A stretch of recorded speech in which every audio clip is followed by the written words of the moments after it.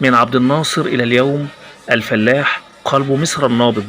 في 9 من سبتمبر من كل عام تحتفل مصر بعيد الفلاح، ذلك اليوم الذي ارتبط بصدور قانون الإصلاح الزراعي عام 1952، والذي غير وجه الريف المصري حين منح الفلاح لأول مرة حق امتلاك الأرض التي عاش عمره يحرسها أجيرا. فقد كان القانون رقم 178 أحد أعظم مكتسبات ثورة يوليو، لأنه لم يوزع الأرض فقط، بل أعاد للفلاح كرامته وفتح أمامه باب الأمل لتبدأ مرحلة جديدة من العدالة الاجتماعية. ولعل المشهد الخالد للزعيم جمال عبد الناصر وهو يوزع بنفسه عقود الملكية على الفلاحين يظل شاهدا على أن الفلاح هو قلب الوطن النابض، وأن عرقه أعظم استثمار لمصر. الفلاح المصري لم يكن يوما مجرد عامل في الأرض، بل بطلا حقيقيا يحمل على كتفيه أمن مصر الغذائي ويغرس في أرضها الأمل قبل الحبوب. وعيد الفلاح ليس مجرد ذكرى قانون أو قرار، بل يوم نرد فيه الجميل لهؤلاء البسطاء الذين لولاهم ما عرفنا خبزا ولا حياة.